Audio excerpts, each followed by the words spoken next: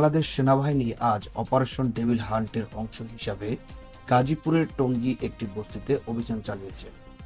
অভিযানে বিপুল পরিমাণ মাদক ও দেশীয় অস্ত্র উদ্ধার করা হয়েছে। অভিযানের সময় সেনাবাহিনী লক্ষ্য করে বস্তির কিছু ঘরে বিশেষ কাঠামো রয়েছে যা পালানোর জন্য তৈরি করা হয়েছে। প্রতিটি কক্ষে সুড়ঙ্গ পথ রয়েছে যার মাধ্যমে অপরাধীরা সহজেই অন্য দিক দিয়ে বেরিয়ে যেতে পারে। এমনকি ঘরের নকশা এমনভাবে তৈরি করা হয়েছে যে একদিক থেকে বের হয়ে অন্য দিকে গেলে অন্য পাশ থেকে দরজা বন্ধ করে দেওয়া যায়, ফলে তাদের ধরা কঠিন হয়ে পড়ে। সেনাবাহিনী অভিযানে বিপুল পরিমাণ মাদক ও দেশীয় অস্ত্র উদ্ধার করেছে, তবে অভিযানের খবর পেয়ে অধিকাংশ অপরাধী পালিয়ে যায়।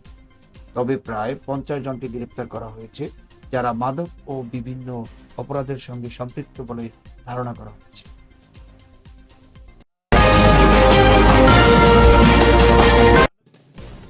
এদিকে চট্টগ্রামে মাদক সেবনে বাধা দেওয়ায় এক পুলিশ কর্মকর্তাকে পরিকল্পিতভাবে মব তৈরি করে মারধর এবং মুঠোফোন ও ওয়াকিটকি ছিনতাইয়ের অভিযোগ উঠেছে। এই ঘটনায় রাতভর অভিযান চালিয়ে তাফসির ইমাম ও মোহাম্মদ সাইমন নামের দুই যুবক সহ অজ্ঞাত কয়েকজনকে গ্রেপ্তার করেছে পুলিশ।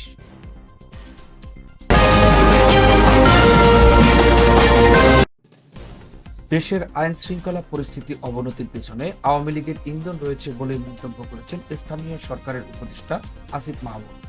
অপরাধীদের ছাড় দেওয়া হবে না জানিয়ে তিনি বলেন, জনমনের আতঙ্ক নিরসনে মাঠে তৎপর থাকবে প্রশাসন। রাজধানীতে জননিরাপত্তা নিশ্চিতে যৌথ বাহিনীর বিশেষ কার্যক্রম পরিদর্শন করে তিনি একথা বলেন। এ সময় ডিএমপির কমিশনার শেখ সাজ্জাদ আলী জানান, অপরাধ দমনে ঢাকায় 65টি স্থানে চেকপোস্ট পরিচালনা করা হচ্ছে।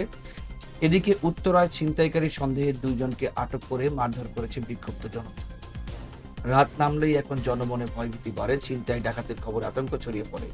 অপরাধী হিসাবে নিয়ে কম বেশি হয়তো আলোচনা সমালোচনা করা যায়, কিন্তু রাতের ঢাকা যে অনিরাপদ সেটা নিয়ে প্রশ্ন কমেই উঠছে।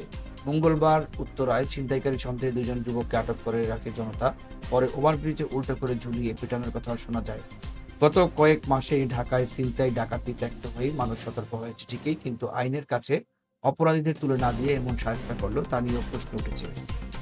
অপরাধ দমনে রাতভর যৌথ বাহিনীর বিভিন্ন স্থানে চেকপোস্ট বসিয়ে তল্লাশি চালিয়েছে। এছাড়াও অলিগলি সহ নগরীর অনিরাপদ স্থানগুলো চিহ্নিত করে টহল দেয় সেনাবাহিনী, র্যাব, পুলিশ, বিজিবি সহ বিভিন্ন সংস্থা।